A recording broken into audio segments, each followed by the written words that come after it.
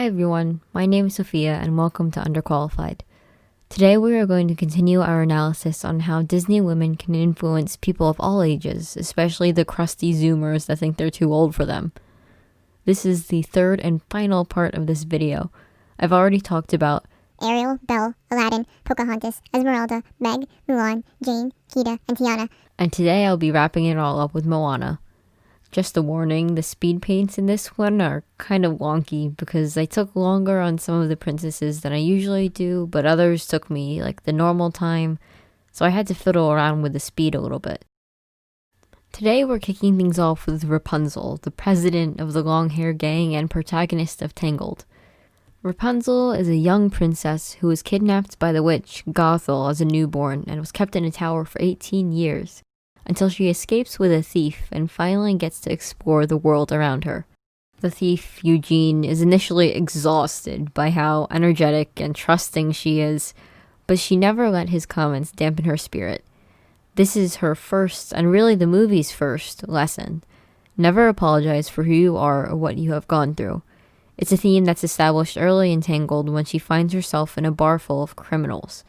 They all celebrate each other's goals in life, no matter how incongruent they are with the person's outer appearance or how silly they may seem.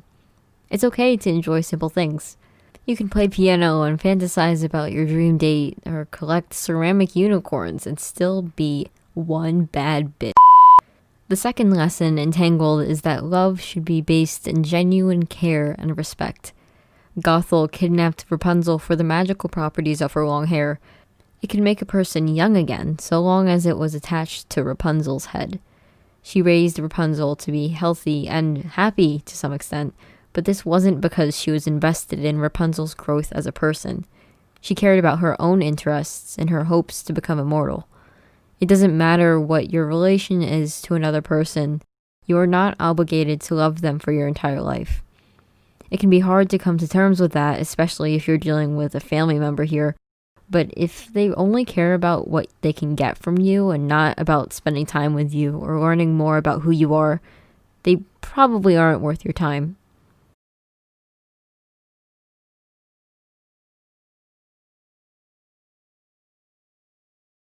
The third lesson does not necessarily concern what's in the movie, but rather its place in modern Disney animations. This one is actually what inspired me to make these videos. My friends and I did a bracket for the best Disney princess, and a lot of them argued against Rapunzel with the claim, "She didn't even do anything, Mulan saved her country." I thought this was unfair, so here we are today. Look, I know that Rapunzel just wants to get a closer look at the lanterns that she sees every year. It's not saving a country, it's not reinvigorating a dying culture, and it's not discovering a new way of life, but it is still something that's important to her. Like, she was a shut-in, for God's sake. How would she know about or even be able to save her entire country? Just because your goal may seem small does not mean that it is less significant than other people's. Don't expect yourself to go from 0 to 100 just because it seems like other people are. As an artist and also as a nerd who has been chewed and spit out by my country's unforgiving education system, one of the most important things that I still have to learn is to stop comparing my own progress to that of others. Or at least to stop doing it in a self-depreciative way. Vice president of the long hair gang is Merida from Brave. I didn't find myself too attached to her, but my partner 100% did.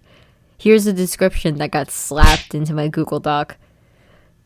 Merida is brass, stubborn, and doesn't care about what the rest of the world or her mother thinks about her or her choices.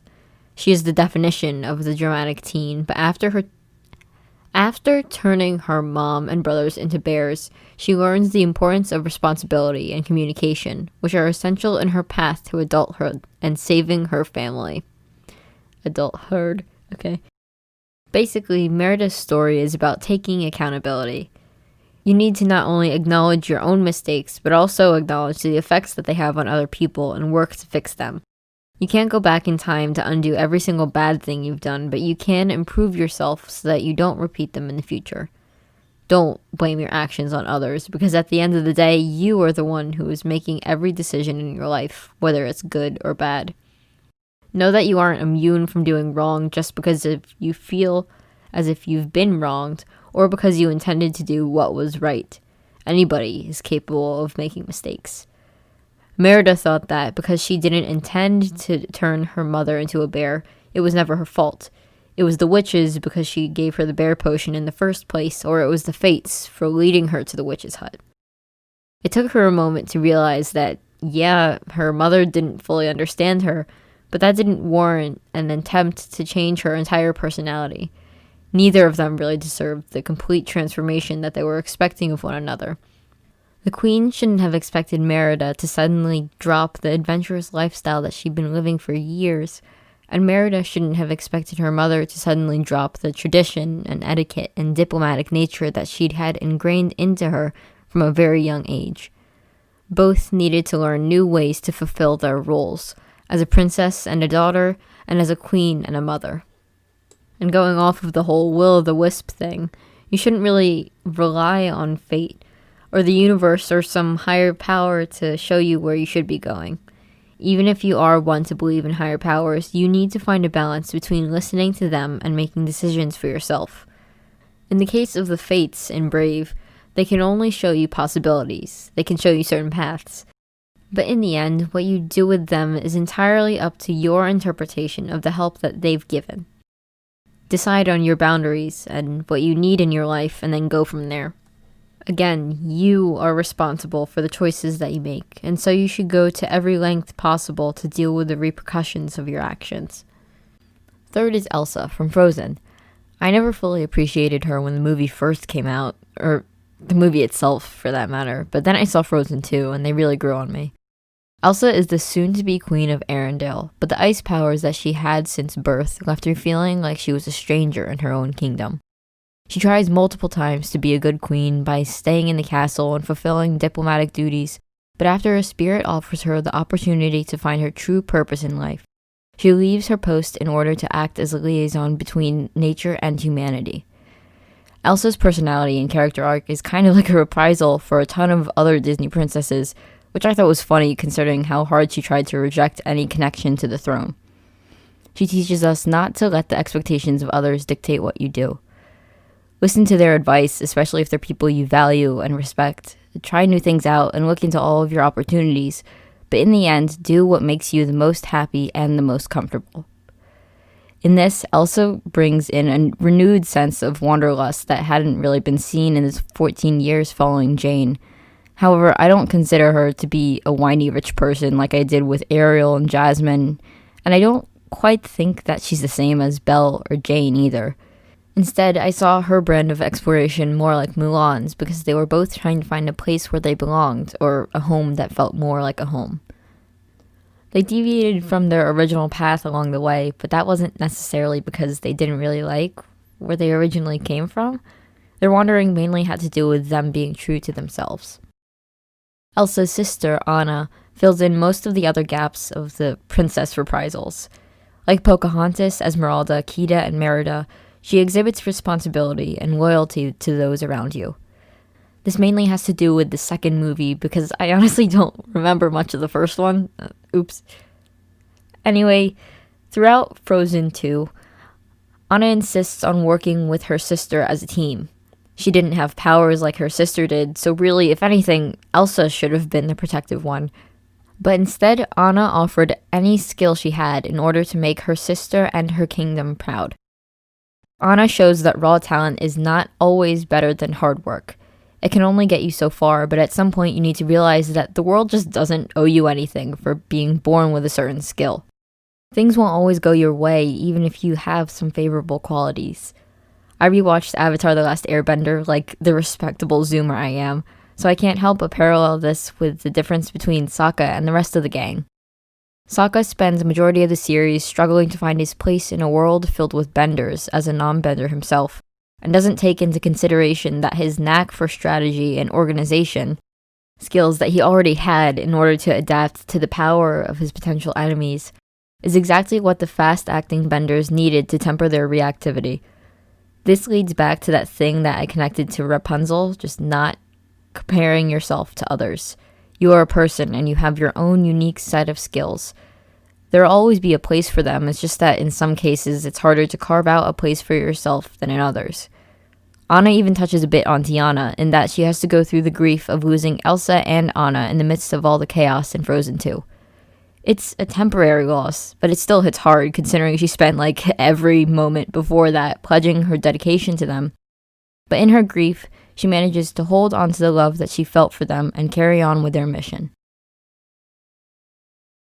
I've just realized that A, Meg didn't get a reprisal in this, and B, I kind of just called Sokka a Disney princess, but I'm not really compelled to go back to those. Moana is the most recent Disney female lead and therefore the last of the series.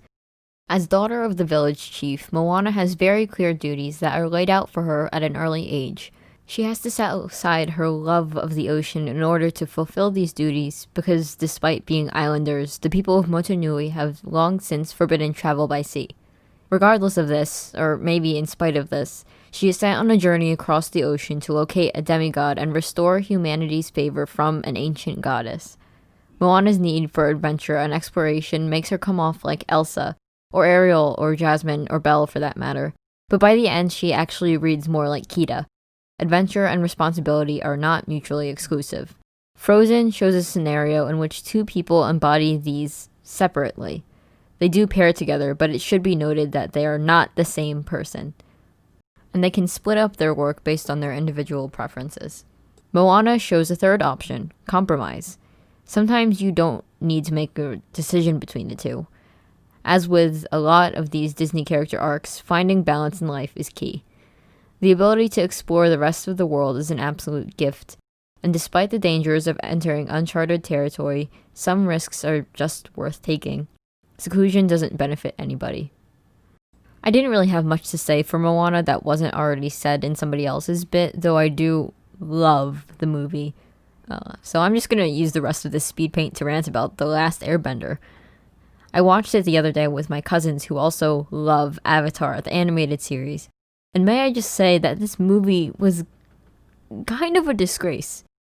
There's so many issues that I could touch on, like the clearly whitewashed cast, the weird vibes that you get from realizing that, for the most part, the only people of color in the movie are the firebenders, or Boomy and Suki just not existing. But instead I'm going to talk about the relationship between Aang and Zuko. Why? Why were they not given all of their one-on-one conversations? Why did Aang just dip after saving the Blue Spirit? Those short little scenes with just the two of them were so freaking good because they could help establish the potential for friendship between them. After all, they are really similar characters, both not really fitting into the roles they were given, both having outbursts of emotion, both angry at the world or whatever. Aang throws a quick, "we could have been friends" at one point, but that was just so unsatisfying. One of the things that made Avatar so good in the first place were the constant reminders that the leads were teens and preteens, and the genuine interest in Zuko that Aang shows from time to time, even before, getting a little heated. The genuine interest that Aang shows in Zuko from time to time, even before season 3, just really reinforced that these characters are pretty much kids. They want friends and they want to understand why things are the way they are.